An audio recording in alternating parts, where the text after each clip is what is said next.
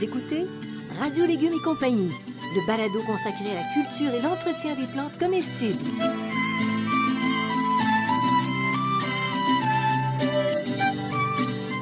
Laitue, Basilic, plantation, poivron, bleuets, pollinisation, haricots, arrosage, fraises, insectes ravageurs et maladies, concombres. fertilisation.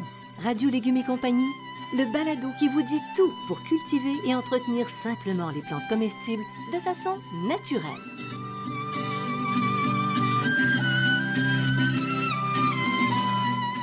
Cette émission vous est proposée par Bionic, une gamme de produits certifiés biologiques. Issus notamment de la récupération des résidus marins des pêcheries de la Côte-Nord, la gamme Bionic propose des engrais 100% naturels, des algues marines liquides et un compost forestier et marin. Les engrais bioniques conviennent aussi bien pour les fruits, les légumes, les fines herbes que les fleurs annuelles, ainsi que les plantes d'intérieur. Produite à 100% au Québec, la gamme Bionic assure la santé de vos plantes en offrant une croissance rapide et abondante. Bionic est distribué par Gloco, une entreprise québécoise qui a plus de 100 ans. Bonjour tout le monde, c'est un plaisir de vous accueillir à Radio Légumes et compagnie. Bonjour Bertrand Dumont. Bonjour Jane Ross. Bertrand, Oui. aujourd'hui on va parler d'apéro. D'apéro. Oui, la première étape qui précède un repas, Ah oui? en principe. Ah bon? Mais on va extrapoler. Ok. On va nourrir un apéro avec le sol. OK. Ce que tu veux parler, c'est que tu veux parler des apéros, des produits d'apéro plutôt que l'apéro en lui-même. C'est ça? Et C'est ça. apprêter la terre, admettons. Apprêter la terre. OK, dans ce sens-là. OK, bon, on va vous parler de fertilisation, mais surtout d'engrais naturels par rapport aux engrais de synthèse. On va essayer de démêler un petit peu tout ça parce que c'est souvent compliqué. Oui, c'est souvent compliqué. Oui, on va commencer par un petit peu de fertilisation, mais c'est surtout l'engrais de synthèse versus engrais naturel. Alors Bertrand, la principale source de nourriture pour les plantes, c'est quoi? On l'oublie souvent, c'est la photosynthèse. Le soleil? Oui, le soleil. Entre 80 à 95 de la nourriture de la plante se fait par les feuilles, un tout petit peu par les tiges, un tout petit peu par les fruits. On l'oublie souvent, on n'en parle pas souvent, mais tant que c'est une partie qui est verte, donc les tiges vertes et les fruits verts, il y a de la photosynthèse. Donc, c'est l'absorption du gaz carbonique, le CO2, et le rejet de l'oxygène, le O2. OK? Et le carbone que ça va dégager, donc, parce que CO2 moins O2, ça fait du C. Donc, C, c'est du carbone. Il est utilisé de toutes les manières dans la plante. Là, le carbone, c'est la vie, en fin de compte. Le carbone, c'est la vie, on va retenir ça. Mais maintenant, pourquoi apporter de l'engrais? Si la plante se nourrit du soleil, si elle se nourrit du gaz... Il reste à 15 à 20 à 5 à 20 de besoin. Et c'est là que l'engrais, donc les éléments minéraux, vont intervenir. Ils sont indispensables pour le métaboliser, le carbone. Donc, le carbone tout seul, ça donne rien. Il faut des éléments minéraux, OK? Et donc, c'est des éléments qui sont complémentaires au carbone et qui sont contenus dans les engrais. Et c'est aussi des facteurs limitants. C'est très compliqué, finalement. Je vais essayer d'être simple, mais c'est assez compliqué. Ces éléments-là, ces éléments minéraux ont des effets limitants. S'il y en a un qui est en plus ou en moins, ça n'a pas le même effet, ainsi de suite. Okay? Ça empêche de travailler Ça empêche le carbone de se métaboliser, on va dire comme ça. OK, d'être assimilé en fin de compte. Il n'y a pas suffisamment dans le sol, c'est pour ça qu'on est obligé d'en ajouter certains éléments. Oui et non. L'azote, oui, parce que l'azote, on l'exporte dans les récoltes, donc il faut le remplacer. L'azote, on mange beaucoup d'azote. Là, c'est ça, on le mange. On mange l'azote. Sauf les légumineuses qui fixent l'azote de l'air. Donc, c'est pour ça que les légumineuses, elles, vont le fixer. On en met moins à ce moment-là d'engrais. Le phosphore, il est souvent en assez grande quantité dans le sol, avec tous les problèmes qu'on a eus de phytobactéries. De toute façon, dans les lacs.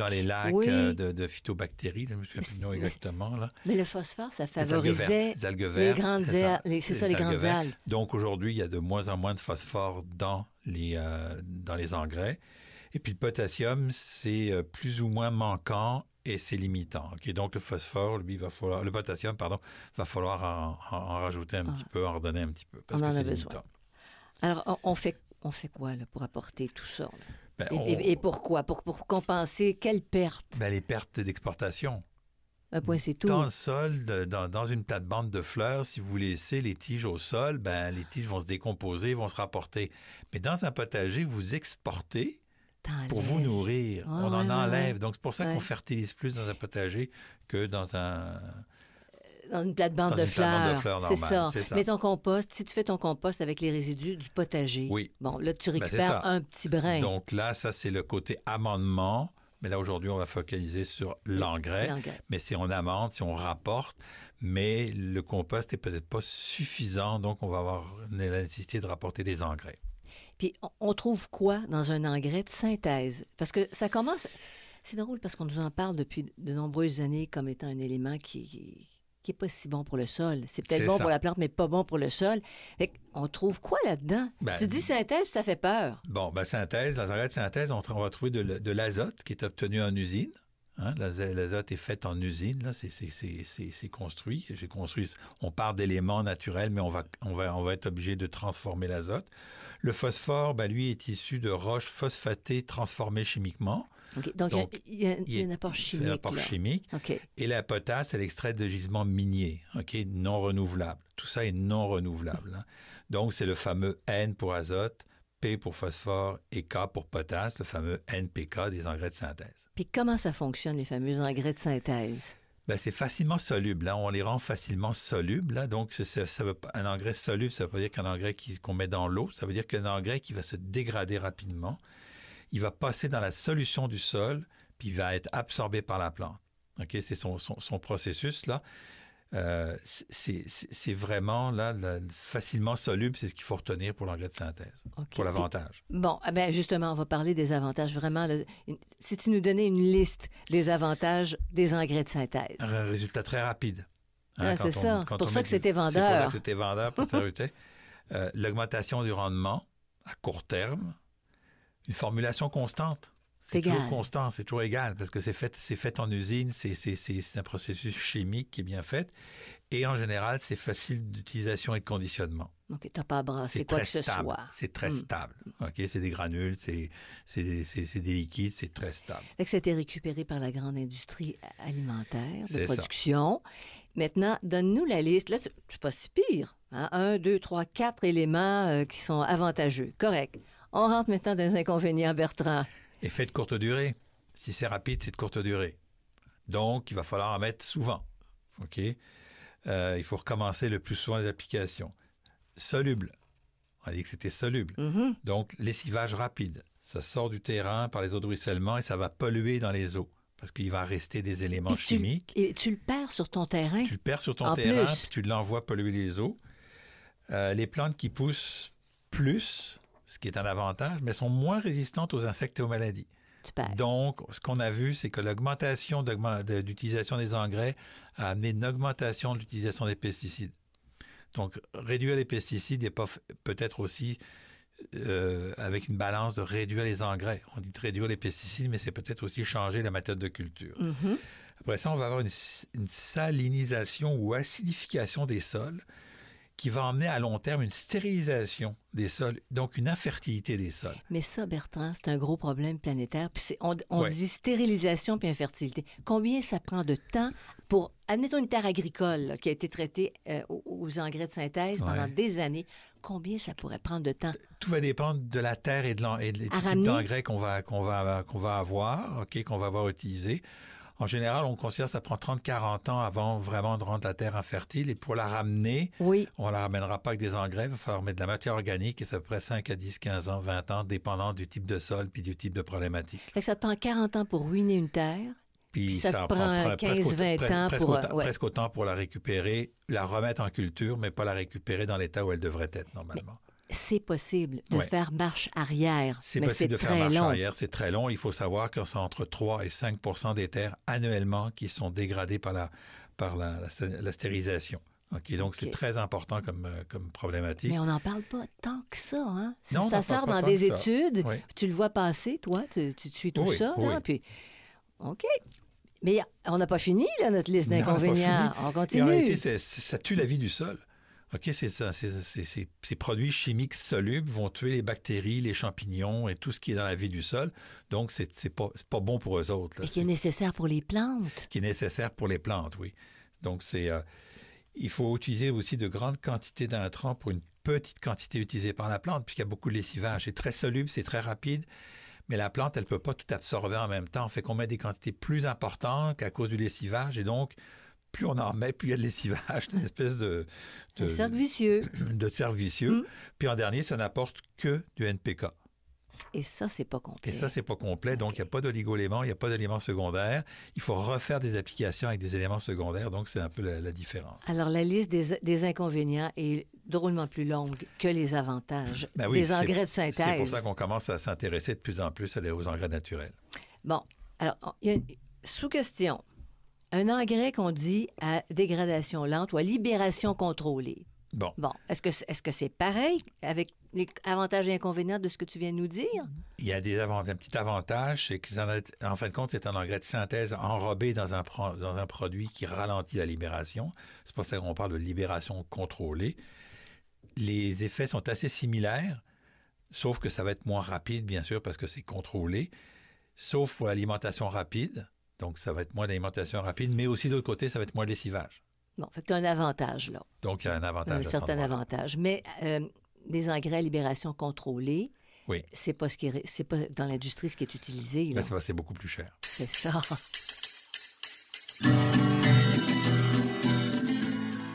Vous écoutez Radio Légumes et compagnie, le balado consacré à la culture et l'entretien des plantes comestibles.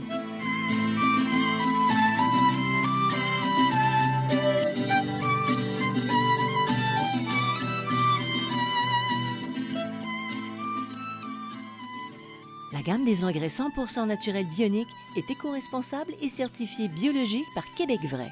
Le jardinier exigeant y trouvera des engrais adaptés pour ses semis, ses fines herbes, ses fruits, ses légumes, ses fleurs annuelles et vivaces, ses arbres, arbustes et conifères, ainsi que ses plantes d'intérieur. Ces engrais peuvent facilement être associés à Bionique compost marin et forestier lors de la préparation du sol et à Bionique algues marines pour la fertilisation d'entretien. Vous bénéficiez ainsi de leur synergie. La gamme Bionique est en vente dans les centres de jardin.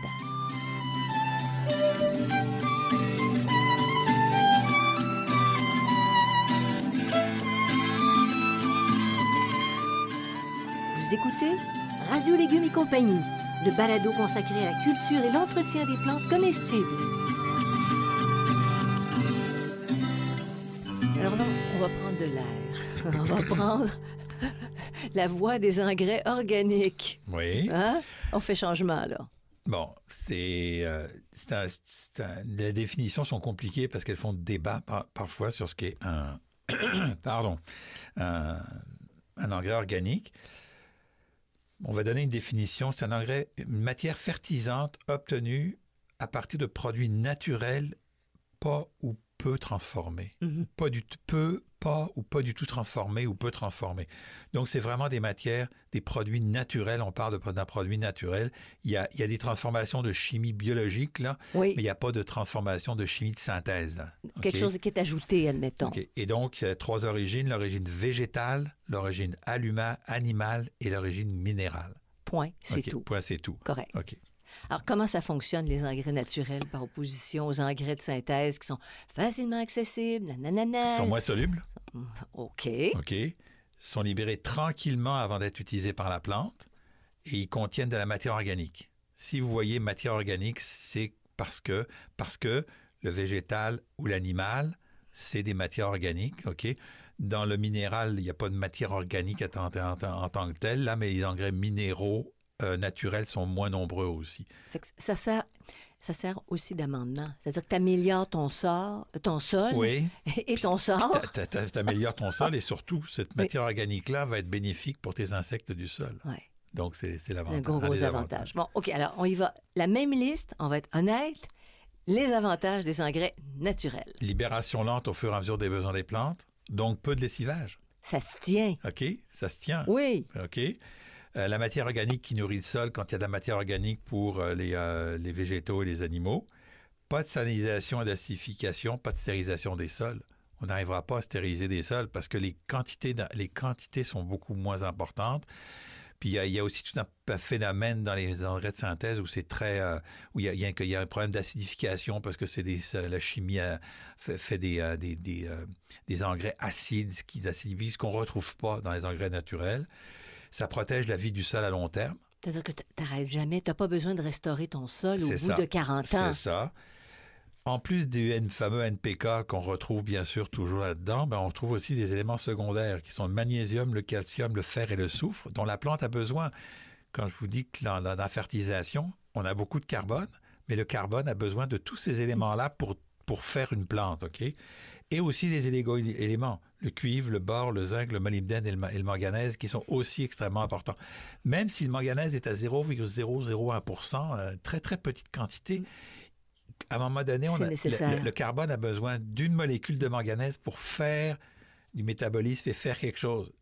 Pour permettre à la plante d'assimiler, quoi. C'est ça. Avec les engrais NPK, elle les a pas. Avec les engrais naturels, elle va les avoir. Bon.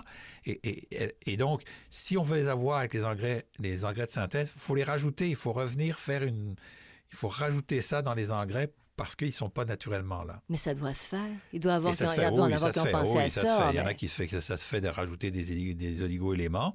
Et souvent, les oligo-éléments vont donner de la force à la plante, vont permettre de protéger la plante contre les agresseurs. Mais à ce moment-là, les gens vont dire, ceux qui sont preneurs des engrais de synthèse, on dit, on a juste à ajouter, c'est tout. Oui, mais... T'as quand même la salinisation. C'est ça, mais c'est parce que ce que ça sous-tend là-dessous, il y a deux philosophies.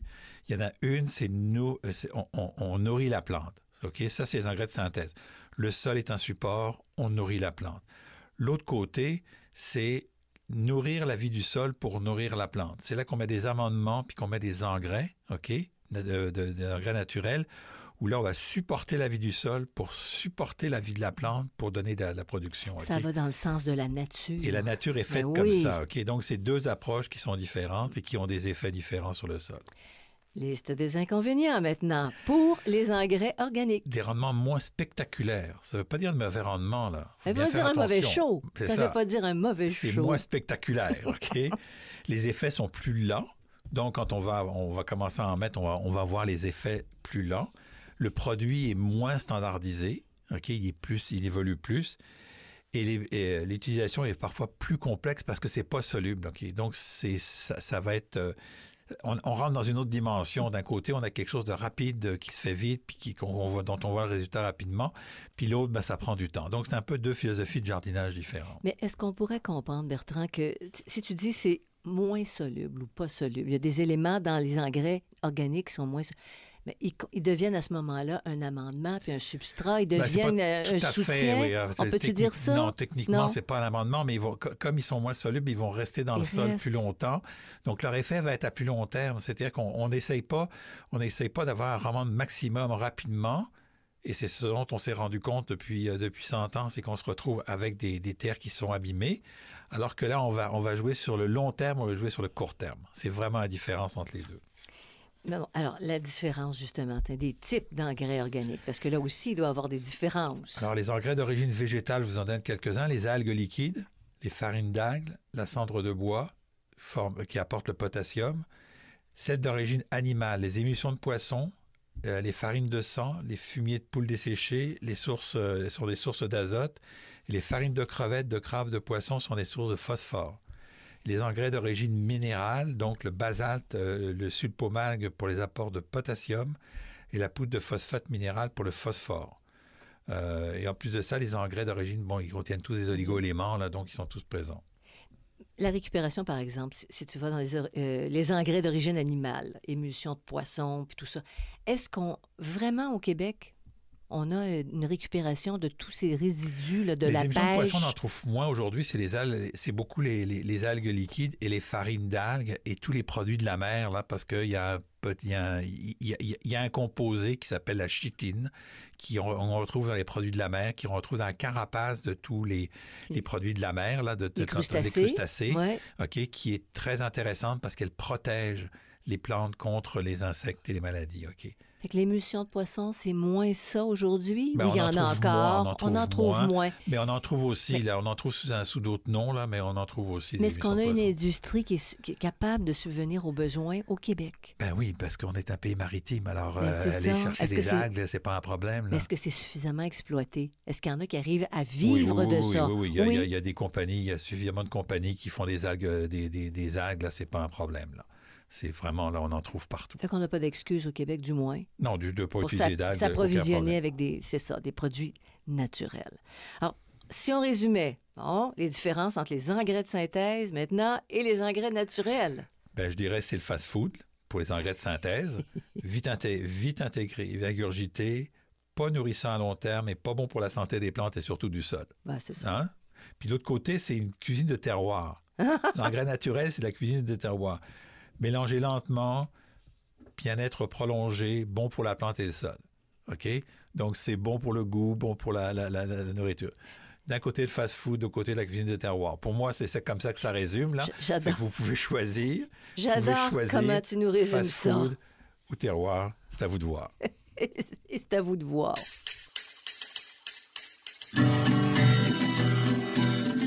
Vous écoutez Radio Légumes et compagnie, le balado consacré à la culture et l'entretien des plantes comestibles.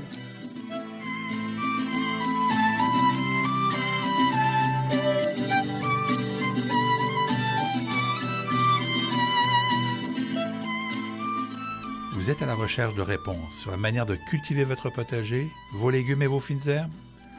Je vous propose le Jardin potager, questions de jardinier, réponses d'un horticulteur.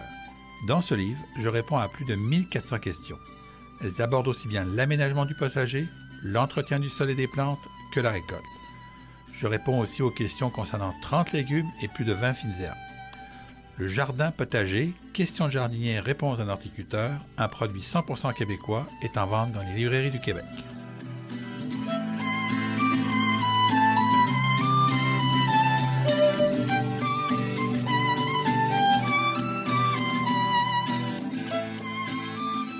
Vous écoutez Radio Légumes et compagnie, le balado consacré à la culture et l'entretien des plantes comestibles.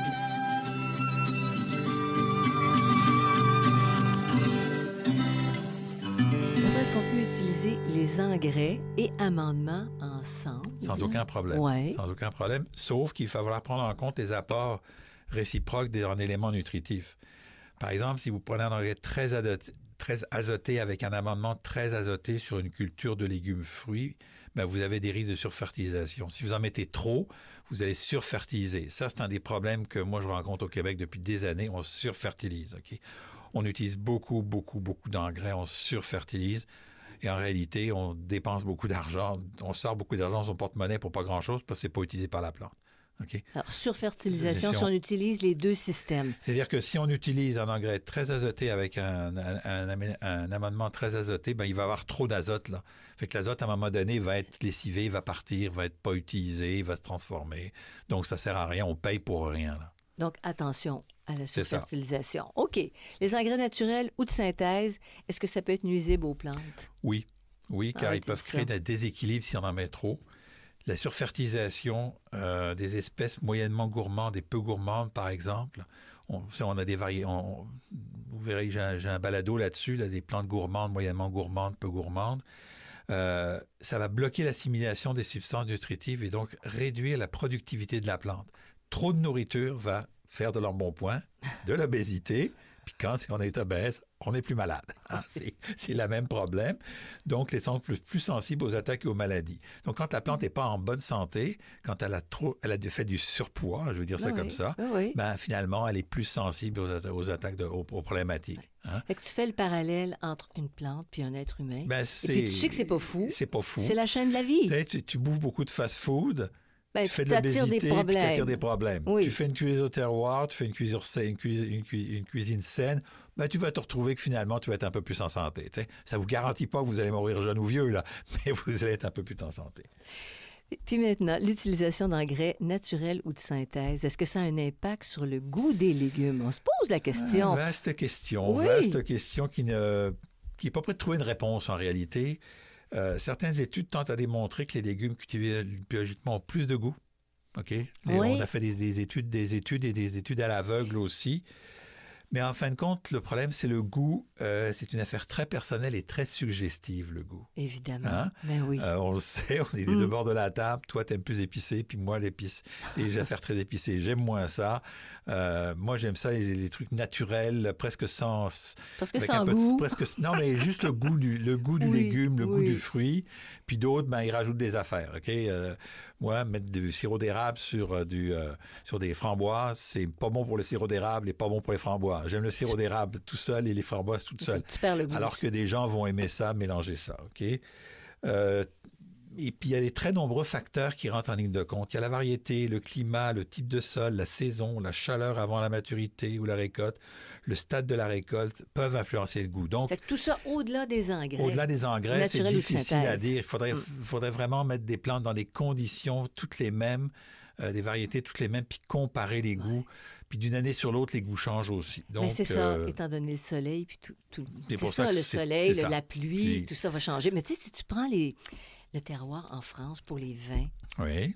Mais certaines régions donnent... tu vas avoir un type de vin, de raisin. Puis si tu le déplaces de région, il n'y a pas le même goût. Non, puis rappelle-toi que dans le vin, tu as des millésimes. Donc, une année sur l'autre, le vin n'est pas le même. Il y a des meilleurs millésimes, il y a des meilleures années que d'autres. OK? Donc, pour un même terrain et une même variété, il y a une année, le vin est considéré comme excellent, puis l'année d'après, le même raisin, la même parcelle, le vin est considéré comme moyen. Oui. Donc, il y a eu moins de pluie, plus de pluie, plus de tout le monde. C'est ça. Donc, c'est pas forcément la manière dont tu vas le cultiver que les éléments environnementaux. Donc, c'est un débat qu'on ne clora pas. Fait que l'impact des engrais naturels ou de synthèse sur le goût, là, c'est très difficile. Très difficile à dire. Parfait. Moi, j'aurais tendance à dire que oui, effectivement, c'est mieux un engrais naturel. Un engrais naturel. Mais ça, c'est vraiment de l'éditorial pour moi parce que je n'ai aucune preuve. Parfait. Ben voilà qui complète notre sujet pour aujourd'hui. Puis finalement, on parle de fertilisation. Je trouve ça très intéressant. Je trouve ça même amusant. C'est le fun de comprendre tout ça, comment ça fonctionne. Alors, vous allez sur la page radiolégumes.com, puis vous cliquez pour rester informé des autres parutions, parce qu'il va en avoir d'autres. Puis je voudrais remercier Bionic de Gloco. Puis Xavier Gervais-Dumont pour la musique, son frère Charles pour l'assistance technique. Puis merci d'avoir été des nôtres encore une fois. Merci Bertrand pour tes infos. Merci, puis à la prochaine. Bye bye.